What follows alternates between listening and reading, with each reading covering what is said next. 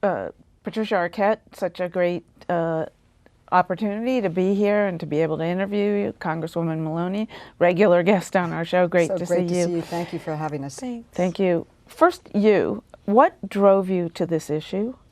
Well, first of all, a friend of mine, Kamala Lopez, has been making this documentary, Equal Means Equal, for 7 years, where she's looked at how the lack of equal rights, protections for women have impacted them in America. And I won the Academy Award for this character of this single mom who was struggling to pay her bills. And I really thought, how would her life have been different if she had been paid the full dollar she earned? Do you know for a fact that you've been on movies where the male lead made twice as much as you did? Oh, yeah. But really, when I was talking about that in that speech, I wasn't even thinking about Hollywood. I knew across the board this was happening in women. I was seeing women struggle in poverty, try to be parents, try to feed their kids, not get an opportunity to become the manager. But oftentimes they were behaving as the manager, and they still weren't getting the title or the money. So as I learned more and more about this issue, and I learned how little women were making, especially women of color, I really wanted to do something about it. I'm going to ask the Congresswoman the same question, but this really seems to have picked up speed now. It's been, Congresswoman Maloney's been fighting for this since she's been in the House. Why now? Why is it picking up speed? Is it you? Are you working with Meryl Streep on it? She's been fighting it for years. I think women are 51% of the population, the largest voting bloc. We are now, a lot of us, primary breadwinners for our families or participating in the family income. We've got a lot of single family homes where moms have kids. So the whole responsibility has shifted, I think. And women can't take it anymore, frankly. And I personally think it's negligence. Tell me about your struggle when you were a single mom trying to feed your child. What was that like for you? Well, when you're a single mom and you only have a little bit of money, you really are balancing, can we buy food or diapers?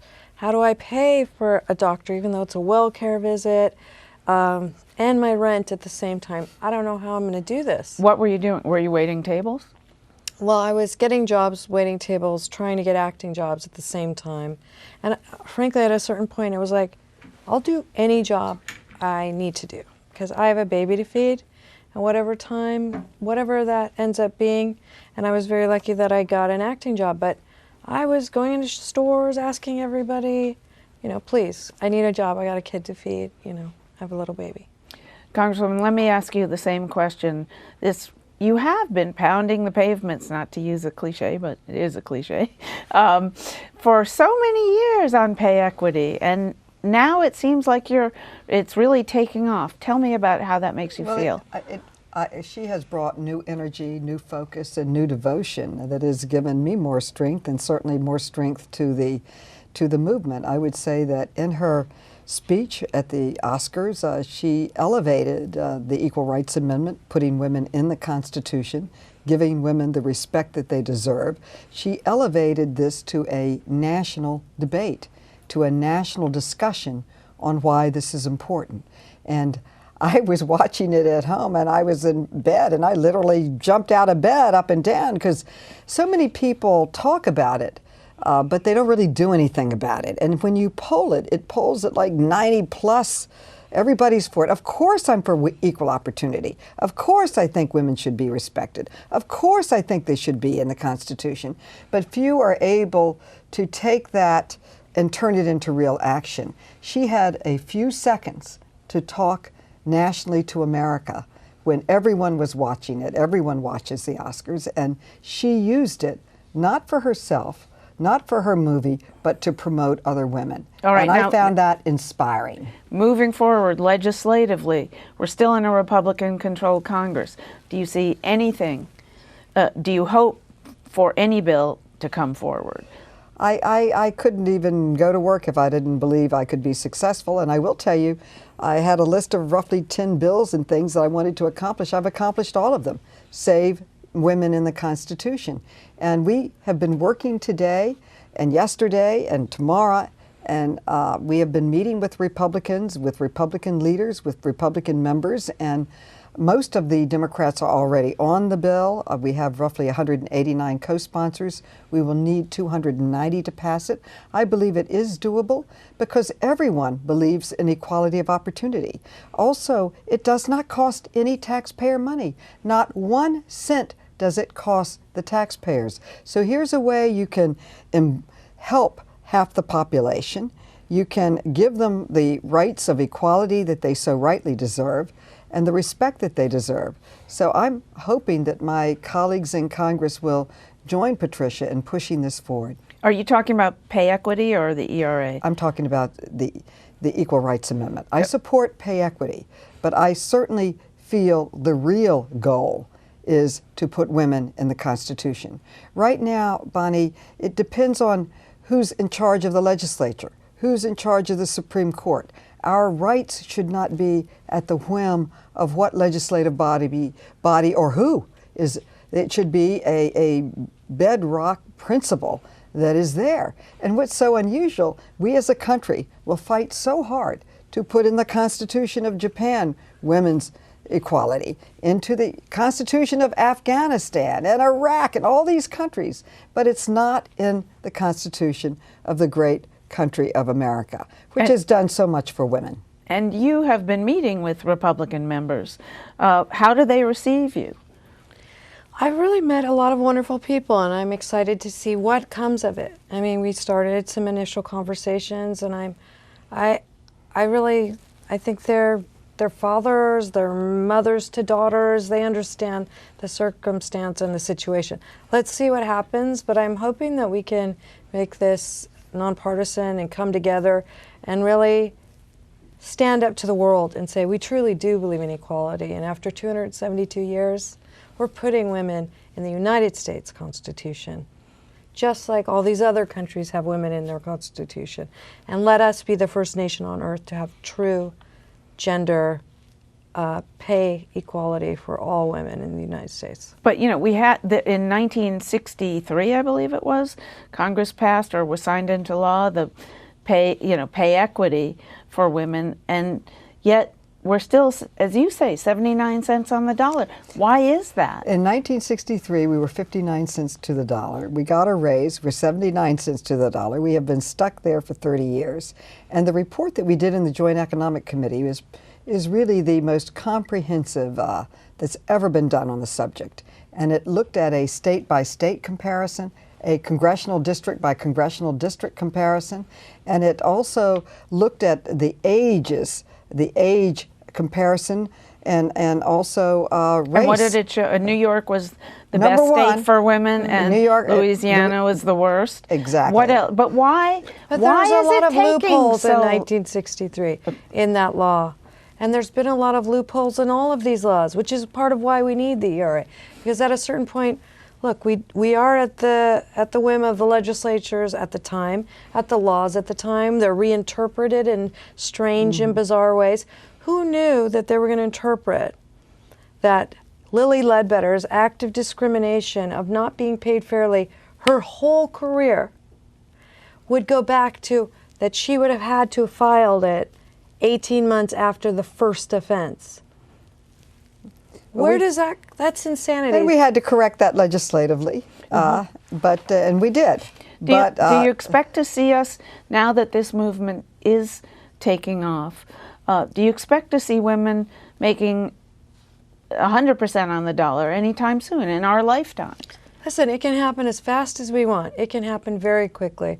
Mark Benio, the CEO of Salesforce, some of the women in his company came to him and said, we want to make sure we're getting paid fairly. And he's a man, an integral man. So he said, well, I agree. I'm sure you guys are being paid fairly. Let's do a gender audit. And he found he was underpaying women by $3 million a year. Now that's one company. That's a lot of money. That's $120 million those workers would have been missing out on in their lifetime. So just add that company by company. That is exactly what's happening in 98% of all businesses. Women are being driven into poverty. Their children don't have enough literal food to eat.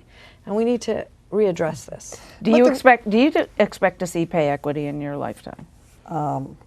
If we put women in the Constitution and give them the respect that they deserve, yes. What this report explain to me how that will work. So there's an Equal Rights Amendment which just adds the words that, you know, women, men and women in the Constitution, and then what? Women right now, when women sue, they have to prove the intent to discriminate. Not just that they discriminated. Not just, hey, I'm a manager, this guy's a manager, I got paid less than he did. And we had the same college education and everything. I would have to also prove this company intentionally discriminated against me. Even though they've paid all these women less than men, I still have to say, I have to find an email, a text somewhere that said, pay women less than men. I mean, it's absurd. So women have they have to prove their case twice in a weird way. So if we had a constitutional amendment, they would have a higher scrutiny of law. Strict scrutiny. A strict scrutiny of law for suspect classes, which covers race and other groups that have notoriously been discriminated against. And we have data for, you're talking about 1963, we've had data for decades to tell us this is a group that's been discriminated against. Even conservative women say that that women make choices, like they take out time out of the workplace for their children. What do you say to those? And so really, they make choices that cause their careers to fall behind those of men, and so that's why I tell them to look up Mark Benioff at Salesforce. Those women were not at home taking care of children. That's not why they were getting paid less. It was subconscious discrimination. And yes, women do take time off. And is that such a terrible thing for us to take care of our children in the United States of America? But part of why women are penalized is when they are doing that beautiful thing of taking care of our dying and our loved ones, they get a big zero on their Social Security every year. And then that gets averaged in, and when they get older, it drives down their monthly income. So we have the highest number of women in poverty in the industrialized world here in America. And that the report shows that that 40% of the income in American families, it comes from a woman's income. So when you discriminate against a woman, you're discriminating against her family and her children and her husband. And it also showed that there was a 40% unexplained differential after you factored in the reasons such as taking time off for the birth of a child. And economists won't say what it is, but it's 40% unexplained. What do you think it is? It's a bias against women, or just knowing they can get away with it, or whatever it is. It's unfair. And what this report showed, that women may enter the workforce very close to a man's salary, because it's a little too gross to come in with your degree the same and everything else the same, and then you're paid this differential. But as they become older, the gap gets bigger and bigger, and it's no longer a wage gap, it's a wage gulf. And by the time they're 75, they're 50 cents to the dollar, and it compounds. The first year, they estimate that women on average earn per year $10,800 less than a male for the same job. But over a lifetime, it compounds into $500,000, which is a lot of money.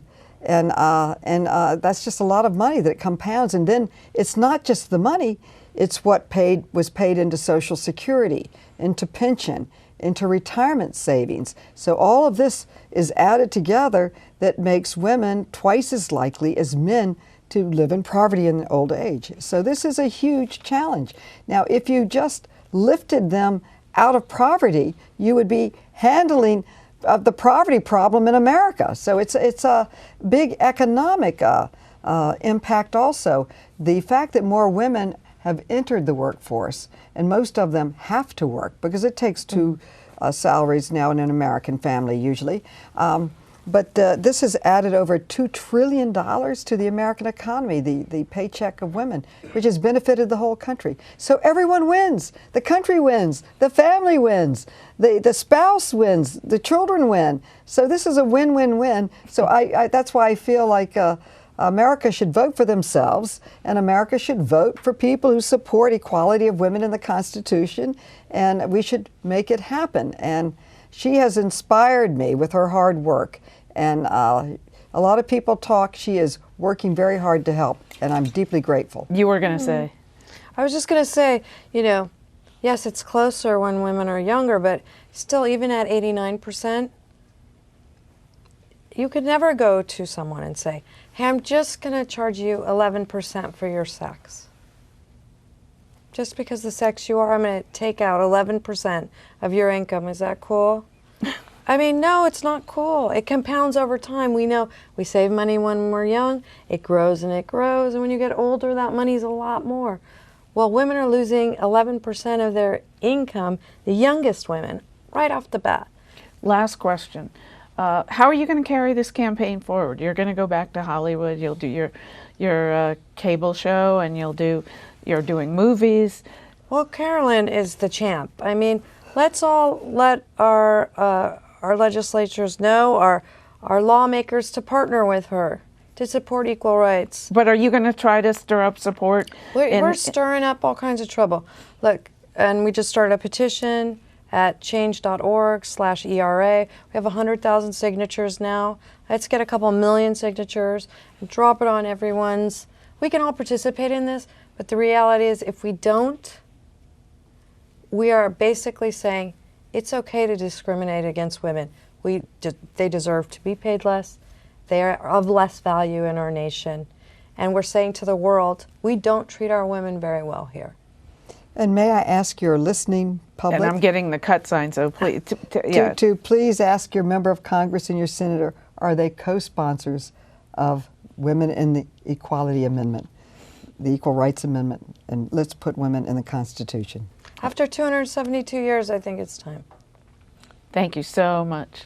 And I wouldn't stop asking questions if we weren't going to get, we weren't going to have to get out of here because they have something I don't even else. know where we're supposed to be looking, here or there. I don't Just know. at me, I think. Yeah. Yeah, but you were fine. You were Thank both you fine. so much. You're both great. Thank you. This was fabulous. I just came from a meeting. We've created a women's museum.